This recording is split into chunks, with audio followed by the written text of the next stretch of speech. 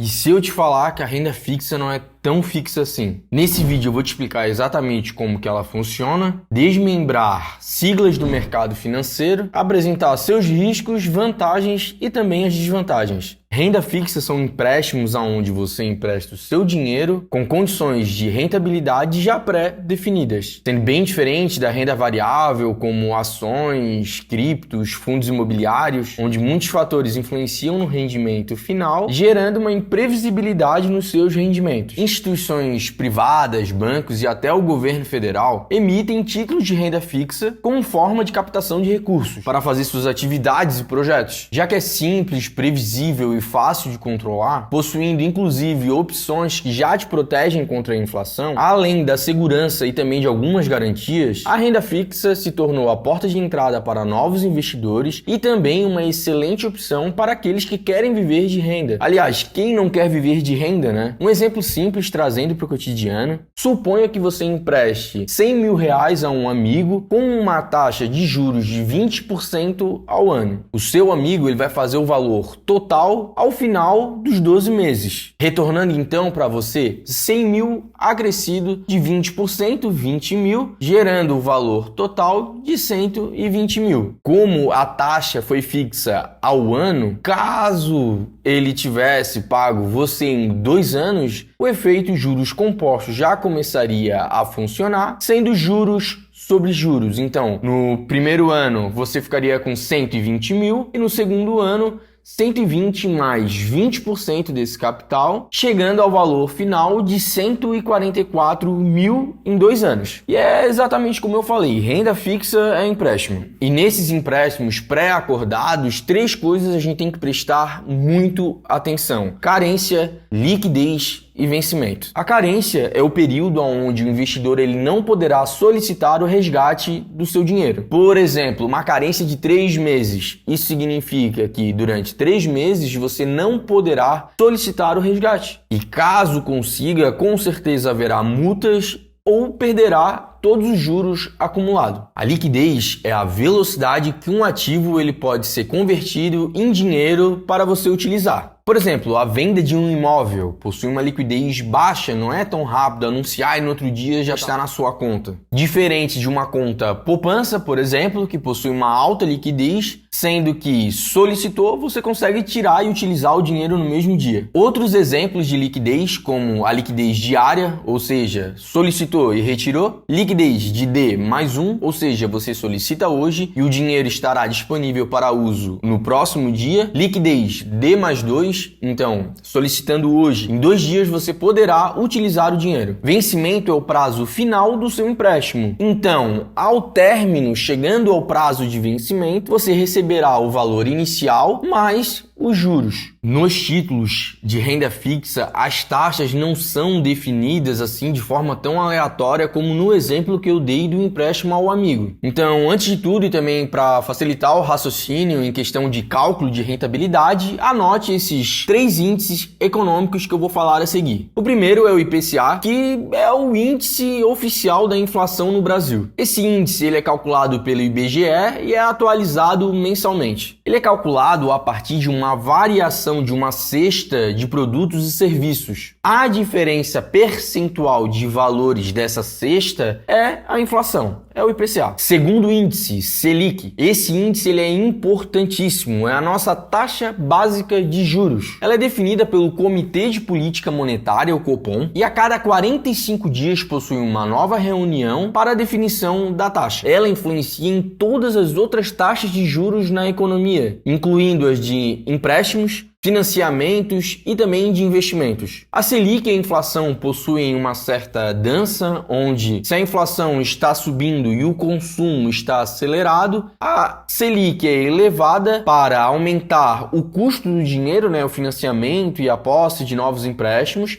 reduzindo assim o consumo e conseguindo controlar a inflação. Ao contrário, quando a economia está desestimulada e muito fria, a Selic ela é reduzida, deixando empréstimos e financiamentos mais acessíveis, reestimulando assim o consumo. Terceiro índice, CDI, Certificado de Depósito Interbancário. Isso mesmo, interbancário, entre bancos. Ela é a filha caçula da Selic, já que são muito próximas. Todos os bancos devem finalizar ao final do dia com saldo positivo, mas nem sempre isso acontece. Então, um banco empresta dinheiro para outro banco. E como bancos não emprestam dinheiro assim só por emprestar, eles cobram uma taxa e essa taxa que é cobrada entre bancos é a CDI. As informações atualizadas dos índices você pode encontrar no site do Banco Central. Já na primeira página a gente consegue ver o IPCA e também a Selic, mas eu prefiro utilizar um aplicativo chamado de renda fixa, eu vou deixar aqui na tela, e abrindo o aplicativo eu consigo ter fácil acesso aos 3 índices. Anotado então, Selic, IPCA, CDI, e lembrando que se esse conteúdo está sendo relevante para você, deixe seu joinha, assim o YouTube ele consegue recomendar esse vídeo para mais pessoas, e não se esqueça de se inscrever no canal para mais conteúdos. Eu falarei aqui muito sobre finanças, investimentos e também sobre empreendedorismo. Existem algumas modalidades de renda fixa, cada uma com seu objetivo diferente, e você pode escolher a que melhor se adapta a você. Desde valor de aporte inicial, objetivos futuros, nem tão futuros assim, montar o seu caixa, sua reserva de emergência, títulos com mais risco, mais rentabilidade ou outros também mais conservadores. Mas fique tranquilo que até o final do vídeo vocês vão entender perfeitamente como utilizar o título de renda fixa ideal para seu objetivo. E antes de falar sobre os tipos de títulos de renda fixa, eu quero falar sobre os impostos que são cobrados. Alguns títulos possuem um imposto de renda regressivo, então se você investir o seu capital e deixar ele até 6 meses, na retirada do valor você pagará um imposto de 22,5%. Se deixar entre 6 meses e 1 ano, o valor será de 20%. Entre 1 ano e 2 anos, 17,5%, e acima de 2 anos a gente chega no valor mínimo de imposto de 15%. Já o IOF ele também é regressivo, mas ele incide nos 30 primeiros dias do investimento. Então, se você investir e retirar no primeiro dia, já vai pagar um imposto em cima do seu rendimento de 96%. Se tirar lá pelo 7º dia, 76%, até chegar no último dia, no dia 30, onde já não terá qualquer cobrança de imposto, ficando só o imposto de renda. Em resumo, para não ser cobrado do IOF, é só não retirar o título antes de 30 dias após o investimento. Então, agora vamos entender para quem que você pode emprestar o seu dinheiro e também vou deixar alguns exemplos na tela. Títulos públicos, sim, você pode emprestar para o governo federal via o Tesouro Direto. Títulos do Tesouro Direto, eles possuem o imposto de renda regressivo e também a cobrança do IOF nos 30 primeiros dias. Você também pode emprestar seu dinheiro para bancos, assim como a poupança, ela que é isenta de imposto de renda, também via CDB. Certificados de depósitos bancários possuem o imposto de renda e também o IOF. Outra forma de empréstimo via bancos é pelo LCI e o LCA. Os dois são isentos do imposto de renda e também do IOF, já que o LCI é uma letra de crédito imobiliário e o LCA é uma letra de crédito do agronegócio. E como isso é muito importante para o nosso país e você emprestando está incentivando esse ramo, o imposto de renda e o IOF eles são isento. Você também pode emprestar dinheiro para financeiras pelo LC, que são letras de câmbio. Por mais que tenha esse nome, não tem nada a ver com o câmbio. É mais parecido com os CDBs, só que de financeira. Essa modalidade de investimento também possui o imposto de renda e o IOF. Podemos emprestar dinheiro também para empresas, sim, para o setor privado, que a gente chama de debêntures. Na debêntures a gente possui 2 modalidades, que são as debêntures as normais, onde elas vão possuir o imposto de renda e também o IOF, e tem aquelas debêntures que elas são incentivadas. Então, essas não vão ter incidência do imposto. Utilizando a mesma lógica do LCI e o LCA, você está investindo na infraestrutura do país. E agora, quais são os riscos dos títulos de renda fixa? O primeiro risco é o risco de crédito, ou seja, você pode emprestar o seu dinheiro, no final nem receber o valor aportado inicialmente, muito menos os juros. Isso pode acontecer por alguma quebra, então você pode investir no CDB e o banco vir a quebrar. assim como investir numa debenture e essa empresa também vir a quebrar. Existem uma ordem dos títulos que são mais seguros. Fica aqui no vídeo que daqui a pouco eu já falo exatamente essa ordem. O segundo risco é o risco de mercado. Por exemplo, no Tesouro Direto as taxas oscilam. Inclusive, entrando no site, a gente consegue ver o histórico de taxas no Tesouro Direto, por exemplo, em títulos pré-fixados, e a gente consegue ver o histórico da variação dessas taxas ao longo dos meses, dias, etc. O próprio governo ele pode elevar as taxas, ou seja, a remuneração de um título para deixar ele mais atrativo, para conseguir receber mais capital, e pelo contrário, ele pode também desestimular algum título. Essa variação em títulos a gente chama de marcação a mercado. A grosso modo, é trazer o título que você acordou anteriormente atualizado a valor de mercado, sendo que ela pode ser muito prejudicial, mas também ela pode ser muito benéfica. Utilizando de uma boa estratégia, você pode ter ganhos até maiores do que a renda variável. Se você levar o seu título até a data do vencimento, você não sofrerá com a marcação a mercado, já que receberá aquilo que foi acordado no momento do investimento. Se retirar antes do prazo de vencimento, você estará sujeito ao valor do título atualizado. Mas como esse assunto ele é mais complexo, eu vou dedicar um vídeo inteiro aqui no canal falando só sobre como ganhar dinheiro com marcação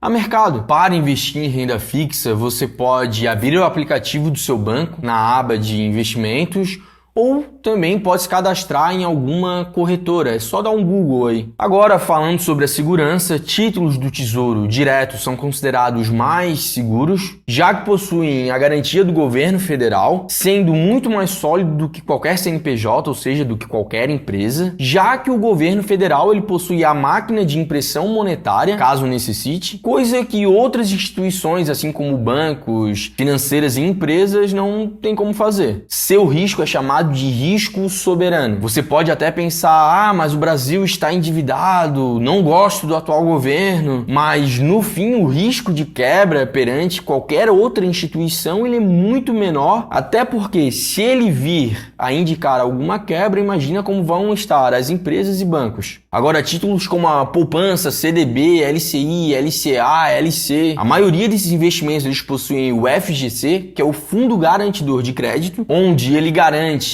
até 250 mil por CPF e por instituição financeira, com um limite global de até R$1 milhão em 4 anos. Ou seja, você tem R$1 milhão, uma estratégia correta seria diversificar em instituições bancárias financeiras diferentes. Lembrando que se você aplicar 250 mil, o valor de juros excedente não vai estar garantido pelo FGC. Então, uma estratégia é aplicar abaixo do valor para que assim o seu rendimento também fique protegido. Debentures, aqueles títulos que são emitidos por empresas. Eles não possuem a garantia do FGC. Eles podem ter diferentes graus de risco, dependendo da solidez financeira da empresa. Geralmente, as debêntures oferecem títulos com taxas mais altas para compensar esse risco que existe do crédito, deixando assim esses títulos mais atrativos. O maior risco aqui é caso a empresa quebre, você não estará garantido pelo governo federal e nem pelo FGC. Então, ao investir em debêntures, procure empresas sólidas que já têm um grande nome no mercado, estude sobre a empresa antes de aplicar o seu dinheiro. A gente pode também separar os títulos por rentabilidade, sendo eles pré-fixado, pós-fixados e títulos que são mistos. Títulos pré-fixados, assim como o próprio nome já diz, a taxa de juros ela é pré-fixada no momento do investimento, não tendo flutuações de rentabilidade se você levar até o vencimento. E ela funciona exatamente como no exemplo lá do começo do vídeo, 100 mil a uma taxa de 20% ao ano.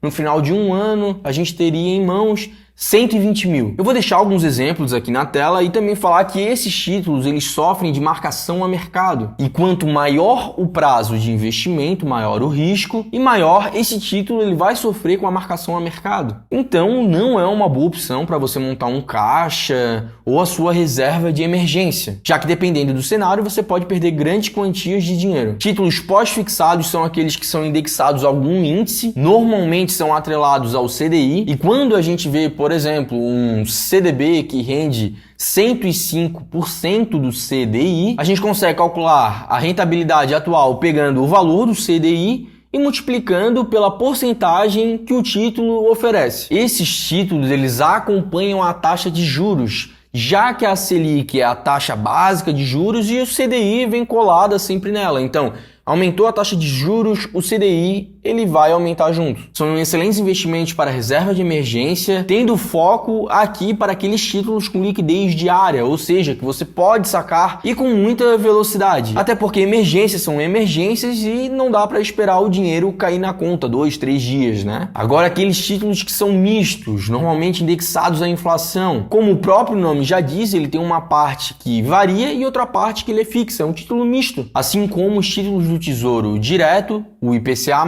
que ele possui o IPCA mais uma taxa de rentabilidade. A ideia desses títulos é sempre render acima da inflação. Porém, por terem uma parte pré-fixada, se você retirar antes do vencimento, estará sujeito também à marcação a mercado. Para calcular a rentabilidade, a gente pode pegar, por exemplo, um IPCA mais 6%. Então a gente vai pegar o valor atual do IPCA, que é 3,69%, e somar aos 6%, tendo assim uma rentabilidade final de 9,69%. Mas lembrando, o IPCA ele varia mensalmente e a cada atualização essa rentabilidade ela também é atualizada. E agora, com todo esse conhecimento, eu quero passar um resumo para vocês e também alguns insights e ideias de como utilizar cada modalidade desses investimentos. E se você está iniciando, eu reforço, primeiramente, você montar a sua reserva de emergência. Até porque não adianta ter um monte de dinheiro investindo em vários locais e caso aconteça alguma coisa, assim que você retirar, você vai estar com menos capital daquilo que foi aportado inicialmente, ou tendo até o risco de precisar do dinheiro, mas por conta da carência não conseguir utilizar. Títulos pós-fixados, aqueles indexados a Selic, CDI, e como eu falei, principalmente aqueles de liquidez diária, são perfeitos para montarem a sua reserva de emergência. Mas caso você já tenha e queira diversificar o seu capital, duas ótimas opções são o LCI e o LCA. Já que eles são isentos do imposto de renda regressivo, rentabilidades abaixo do CDI, então títulos que rendem 90% do CDI, 95% do CDI, como não possuem a dedução do imposto, eles podem gerar grandes ganhos. E tendo em vista que você já possui a sua reserva de emergência, não vai ter nenhum risco referente à carência do título. Agora, títulos mistos, aqueles que são indexados à inflação, eles são perfeitos para você aplicar e retirar num futuro, levando até a data do vencimento, já que você não precisará de grandes malabarismos financeiros para conseguir boa rentabilidade e terá a calma de saber que o seu dinheiro rendeu acima da inflação. E outra opção que eu vejo também é, com uma boa estratégia, ganhar dinheiro com a marcação a mercado. Agora, se você chegou até aqui e mesmo assim está com alguma dúvida, deixe nos comentários. E retornando, títulos pré-fixados, eles são perfeitos para aquelas pessoas que querem exatamente saber o quanto que vão ter no futuro, que será sempre R$1.000 por unidade de título. Então, nesse título do Tesouro pré-fixado 2027, o preço unitário é de 759, e se você levar até o vencimento lá no dia 1/1 de 2027, você terá em conta exatamente R$1.000. Então, para investimentos futuros, eu estou com o objetivo de ter R$10.000. Você sabe exatamente que você tem que comprar 10 unidades desse título. Então, poxa, já tenho uma boa renda, tenho minha reserva de emergência, daqui a um tempo eu quero fazer uma viagem lá em 2027, esse título ele pode ser uma boa opção. Então é isso, eu acredito que ficou claro que antes de você diversificar o seu capital, mesmo que seja em renda fixa, é importantíssimo que você tenha a sua reserva de emergência e eu espero ajudar muito vocês na jornada de investimentos. Agradeço e até uma próxima.